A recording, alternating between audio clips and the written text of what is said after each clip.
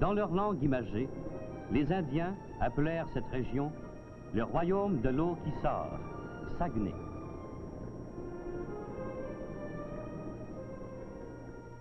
Auréolé de rivières, le bassin du lac Saint-Jean constitue le plus grand réservoir du monde.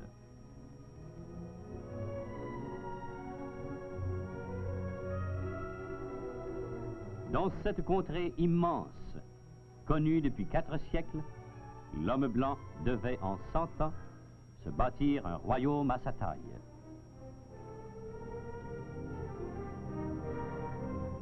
En l'an 1600, Pierre Chauvin construit à Tadoussac la première maison canadienne, mais on n'alla pas plus loin.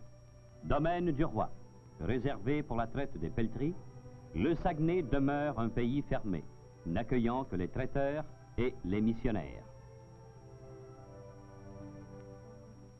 C'est un missionnaire, le père Jean de Camp, qui découvre le lac Saint-Jean en allant secourir des Indiens malades. L'épopée apostolique des Jésuites et plus tard des prêtres séculiers devait durer 3 siècles. Suivit une époque héroïque, la colonisation. Un jour, la Société des 21 obtint un contrat pour couper 60 000 billots de pain. Et dans les clairières neuves, les bûcherons se firent colons. C'était en 1838. 4 ans après, ils étaient 3000. Le curé Hébert mène d'autres équipes à l'assaut de la vallée du lac Saint-Jean. 3 siècles après la venue de Jacques Cartier, les portes du royaume du Saguenay étaient définitivement ouvertes. Plus tard, la vie simple des agriculteurs du Saguenay inspirait le roman de Maria Chapdelaine. À Péribonka, un modeste musée garde le souvenir de l'héroïne du célèbre roman de Louis Hémon.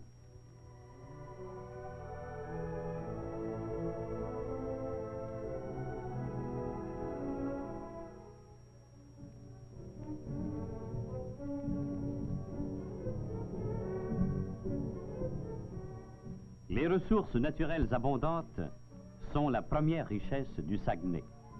L'exploitation du bois, qui est à l'origine même du Saguenay colonisé, demeure une des industries majeures de la région.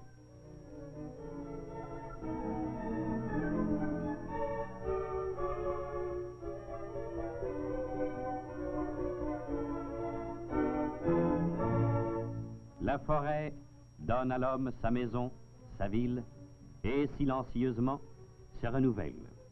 L'exploitation rationnelle des concessions forestières est établie et contrôlée par des services gouvernementaux afin d'assurer l'équilibre entre la coupe et le reboisement. Pour des années à venir, les bois du Saguenay seront toujours grands. Sur les berges des rivières gelées, les billots s'entassent. Tout l'hiver, les hommes et leurs machines animeront le silence de la forêt.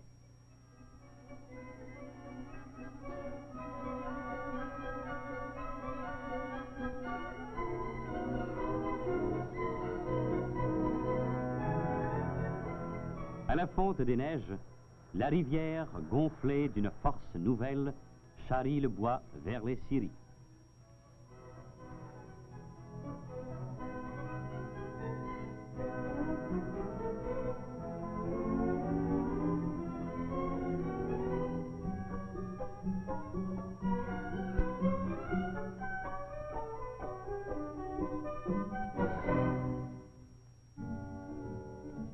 Au bûcheron succède un personnage de légende, le draveur. La machine a pu rendre son travail plus efficace, mais le draveur d'aujourd'hui est de la même trempe que les ancêtres dont il aime se rappeler les exploits. Il sait encore danser sur les billes flottantes, dompter les rapides. Il dynamite les embâcles.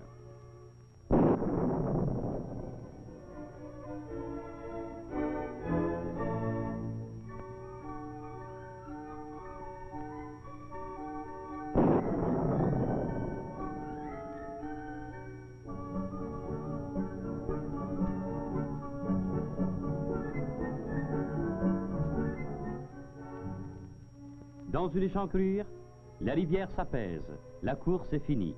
Le bois, tiré de l'eau par une chaîne sans fin, sera scié immédiatement et séchera de longs mois au soleil avant d'être livré à l'industrie de la construction.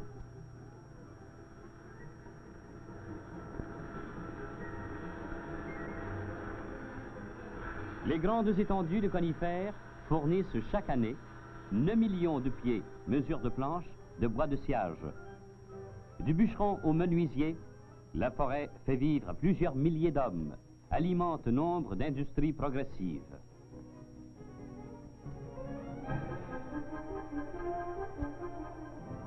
La forêt saguenéenne fournit de plus chaque année environ 1 million de cordes de bois de pulpe pour la fabrication du papier.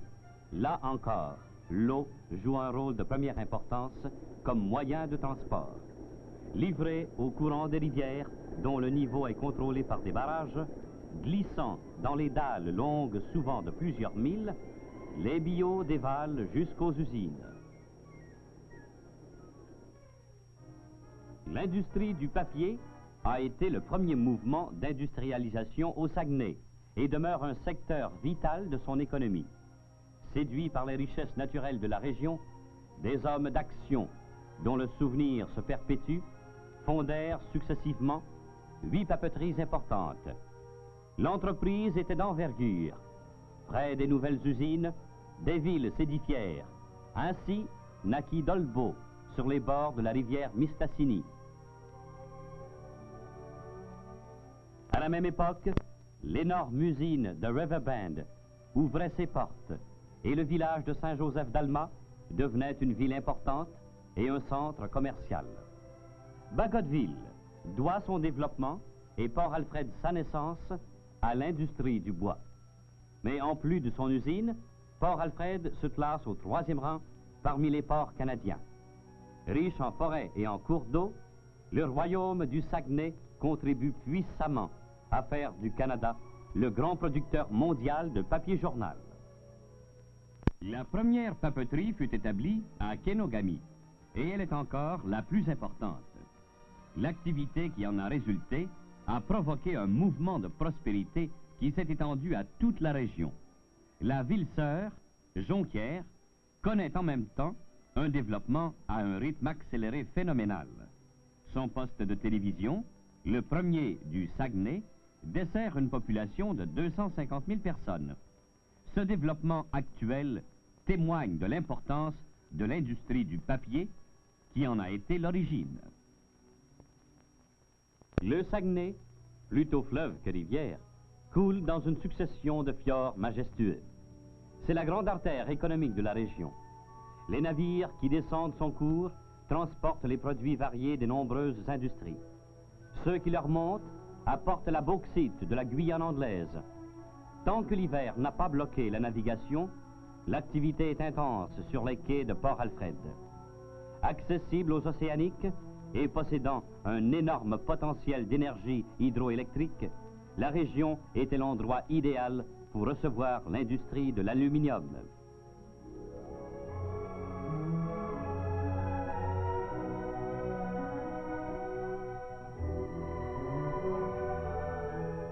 Sur les rivières les plus tumultueuses, les barrages et les centrales hydroélectriques développent en tout plus de 3 millions de chevaux vapeur.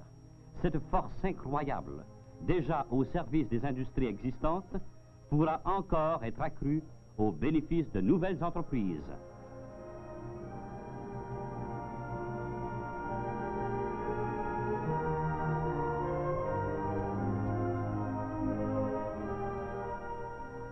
Les 2 centrales de Chipcha fournissent à l'industrie de l'aluminium assez d'électricité pour alimenter à elles seules toute la ville de Montréal.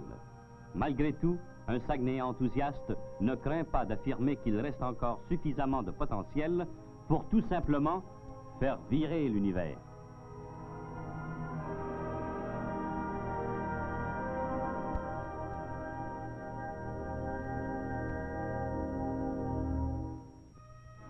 Une usine longue d'1,5 mille. Dans la ville d'Arvida se trouve la plus grande aluminerie du monde.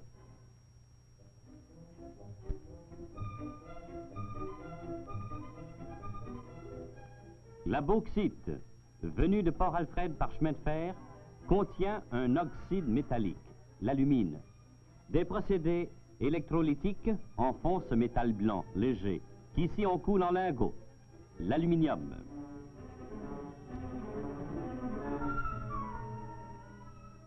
L'aluminium est aujourd'hui universellement employé. À lui seul, le Canada fournit près du quart de la production mondiale.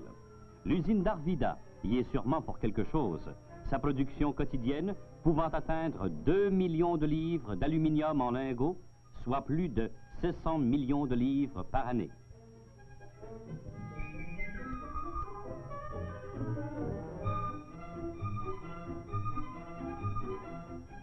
Fort, léger, malléable, l'aluminium est docile.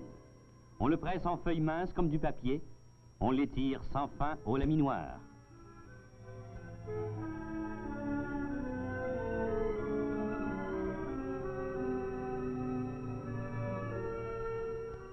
La liste des usages de l'aluminium peut s'allonger indéfiniment. Il est dans toutes les cuisines et probablement, messieurs, dans vos poches. Devenu fil, il conduit l'électricité qui l'a créée. À l'état pur ou en alliage, il est partout, au bureau, à la maison, dans les avions et les sous-marins. Un jour, peut-être, il ira dans la Lune.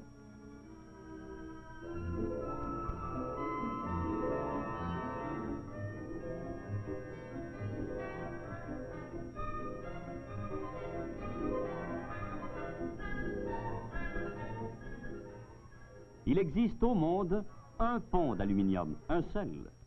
C'est évidemment celui d'Arvida.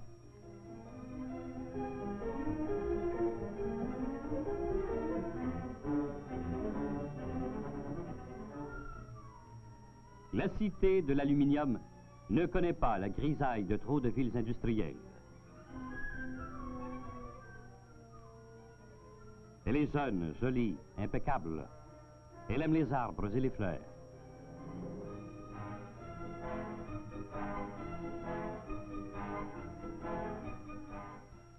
En plus de ses forêts et de ses ressources hydroélectriques, à côté de ses grandes industries et de ses centres urbains, le Saguenay possède une autre richesse, la terre.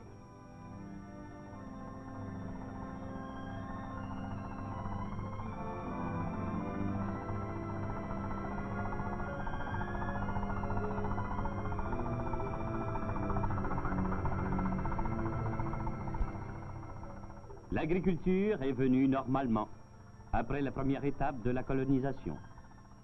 L'exploitation agricole est à base de cultures mixtes et d'industries laitières. Les produits laitiers, et principalement les fromages du lac Saint-Jean, sont renommés. Comme toutes les autres industries, l'agriculture porte la marque d'une région en plein essor économique. Elle est moderne dans son outillage et son organisation. Les pépinières du gouvernement provincial s'emploient à reboiser la forêt pour les générations futures.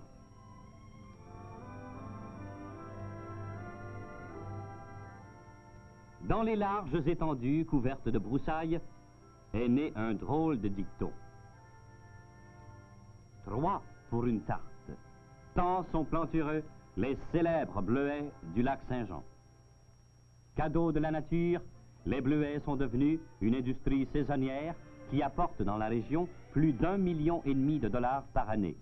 En été, la manne bleue recouvre les savanes. La ramasser est l'affaire de toute la famille.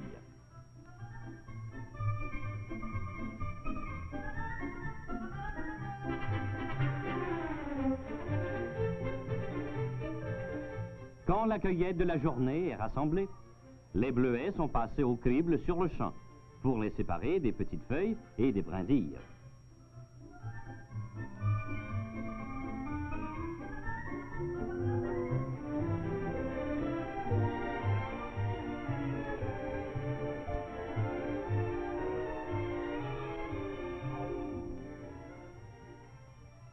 Les professionnels de la cueillette campent dans la plaine tant que dure la récolte.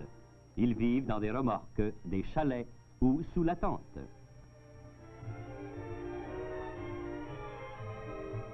Bientôt, Un camion fera sa tournée et transportera les caissettes au centre d'expédition. C'est à Dolbeau que les petits fruits bleus prennent le train. Leur qualité fait l'objet d'une surveillance constante de la part des inspecteurs du gouvernement provincial. Les bleuets, frais ou congelés, sont dirigés sur les marchés canadiens et américains. Vous vous souvenez des 3 bleuets pour une tarte? Eh bien, c'est faux. Confidentiellement, il en faut 6.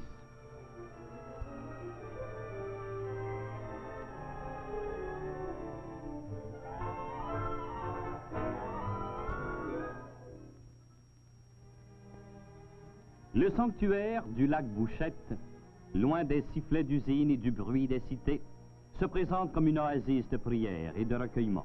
Lieu de rassemblement des foules pieuses, le sanctuaire fut d'abord dédié à Saint-Antoine de Padoue. Mais près d'un rocher rappelant celui de Massabielle, se trouvait une grotte, surprenante réplique naturelle de celle de Lourdes. Le pieux fondateur, l'abbé Delamarre, y plaça une statue de la Madone. Unissant dans une même dévotion Saint-Antoine et la Vierge de Lourdes, les pèlerins viennent nombreux au sanctuaire du lac Bouchette, dont les pères capucins sont aujourd'hui les gardiens.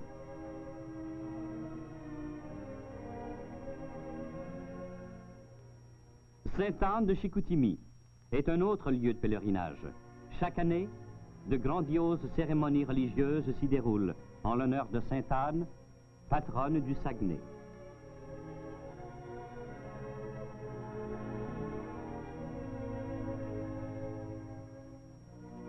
Près de Dolbeau, à Mistassini, se dresse le monastère des Pères Trappistes. Les religieux s'adonnent à l'élevage et à l'agriculture.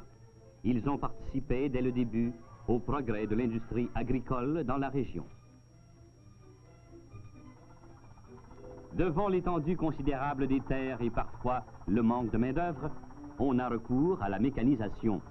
Ils sont loin les temps héroïques des premiers défricheurs, livrés à eux-mêmes et isolés les uns des autres. L'agriculteur, guidé dans son travail par les conseils et la collaboration des agronomes, est aujourd'hui un industriel à son compte. Il ne suit pas le progrès, il l'accompagne.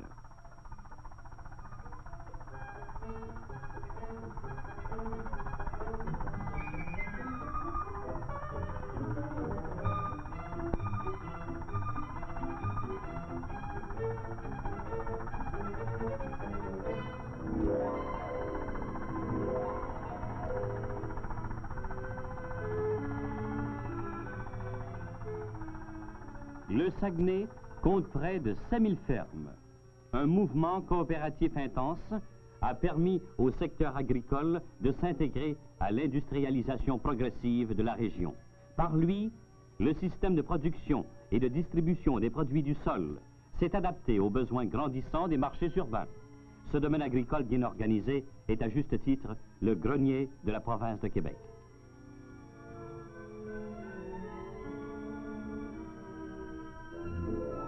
Roberval, qui vient d'avoir 100 ans, est le centre commercial et administratif de cette région agricole. Situé sur les bords du lac Saint-Jean, Roberval est aussi une base d'aviation qui relie aux centres habités le nord du Saguenay.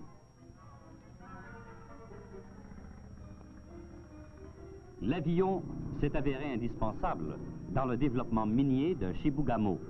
La route et le chemin de fer desservent aujourd'hui la nouvelle ville minière, mais elle doit ses débuts au pont aérien. Venant de Chibougamau, l'avion assure la liaison avec Saint-Félicien. Comme beaucoup d'autres, la ville de Saint-Félicien est construite près d'une rivière, car privée de route, les premiers colons s'établissaient de préférence près des voies naturelles de communication. Ici, une rivière au nom sonore, la Chamanchouane, est navigable sur une 50aine de milles.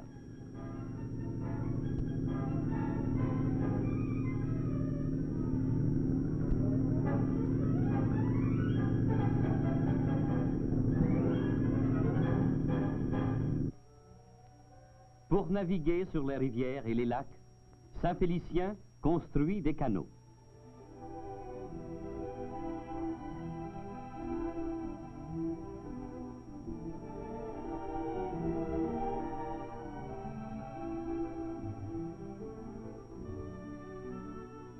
Il en a enligné celui-là des pinces de canaux.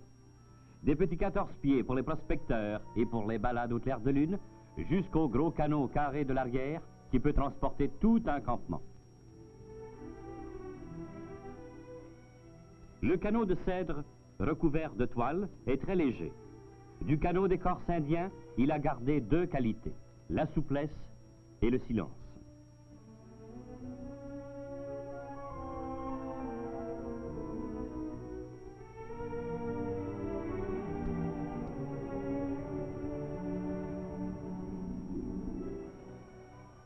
Dans la pièce d'eau du petit parc en face de l'église, des enfants, semble-t-il, ont oublié leurs jouets.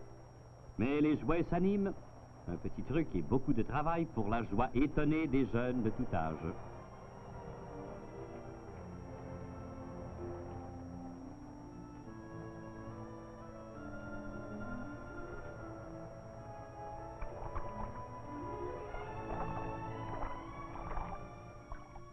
Toute la région du Saguenay est riche en gibier et en poissons. Les amateurs ont vraiment l'embarras du choix. Au pont de Val-Jalbert, en fin d'après-midi, c'est la pêche en complet veston. Le plus beau poisson qu'on puisse prendre dans la région s'appelle Wananiche, c'est-à-dire saumon petit.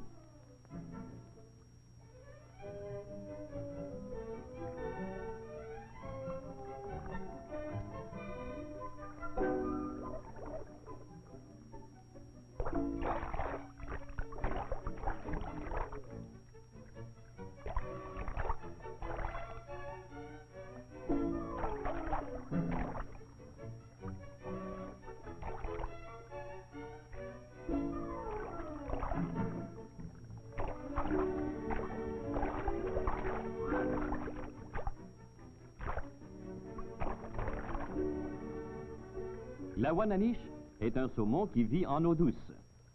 C'est bon hors de l'eau.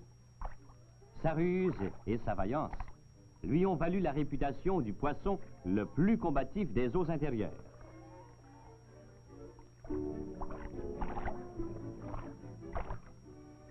On le trouve presque exclusivement dans le lac Saint-Jean et dans certaines des rivières qui s'y déversent.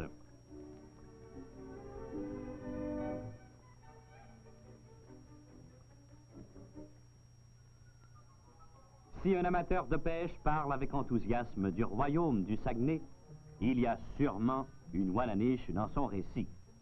Ou bien une truite.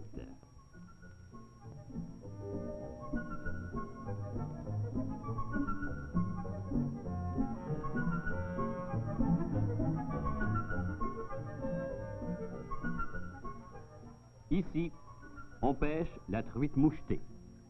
L'espèce en est commune, mais ce qui est moins commun, c'est la taille impressionnante qu'atteignent les truites mouchetées de certains lacs du Nord.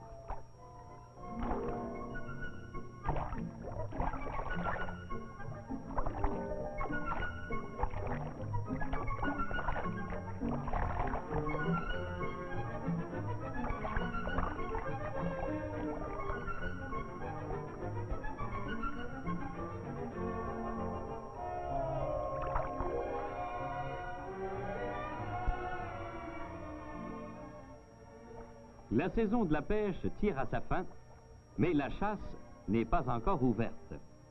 L'orignal est maître dans son domaine. Les hommes qui lancent une mouche au bout d'une petite ficelle sont d'une race qu'il ne craint pas.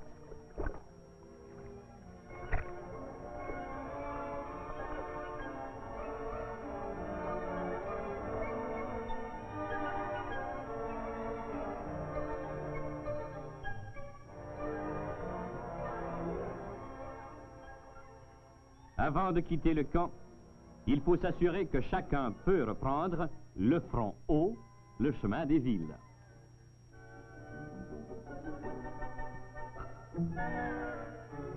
Quand on vient de Québec, le chemin des villes et de toute la région du lac Saint-Jean, c'est le boulevard Talbot qui traverse le parc provincial des Laurentides. La barrière franchie, Chicoutimi n'est pas loin. Chicoutimi, la métropole du Saguenay.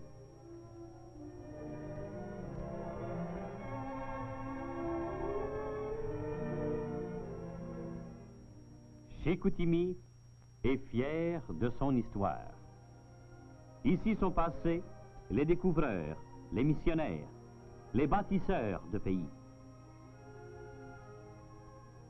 Sise à la tête de la rivière Saguenay, Chicoutimi est une ville commerciale et administrative. Sur les coteaux s'étagent les quartiers résidentiels.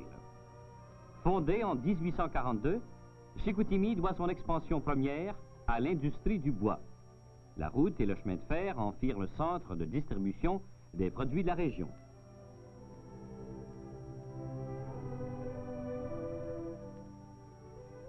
Chicoutimi est doté de nombreuses institutions d'enseignement. Le séminaire donne le cours classique et forme les futurs prêtres. L'école moyenne d'agriculture prépare les jeunes ruraux à continuer dans la belle tradition de leurs ancêtres, la possession du sol. Métropole de la région et ville épiscopale, Chicoutimi est de plus le centre médical du Saguenay. L'Hôtel-Dieu, qui est hôpital universitaire, compte parmi les plus importants du Canada.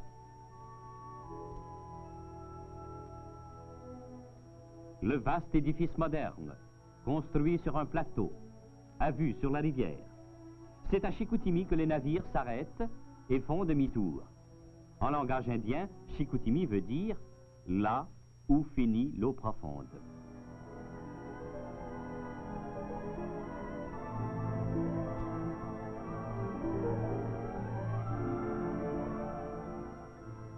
Redescendant le cours de l'eau profonde, le paquebot fluvial retrouvera à Tadoussac les eaux plus grises du Saint-Laurent. L'excursion est l'une des plus belles qui soit. Ici, un village entre deux montagnes. Plus loin, la statue de la Vierge domine l'immuable géant dressé sur l'infini, le cap Éternité.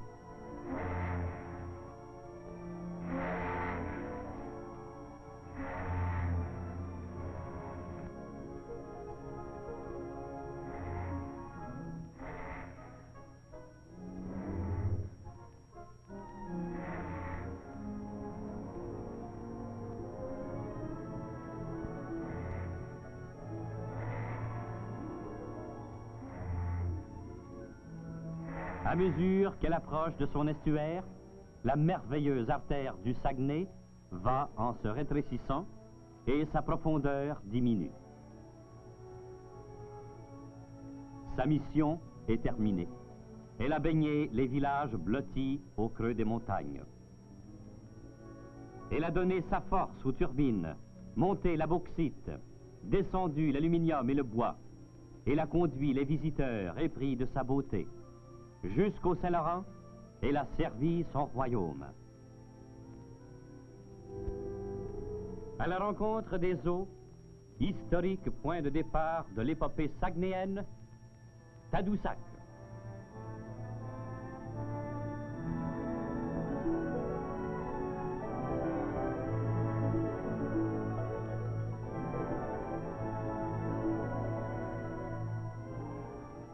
Endroit de villégiature, réputé pour ses hôtels, son soleil et son site incomparable, Tadoussac s'inscrit dans les toutes premières pages de l'histoire canadienne.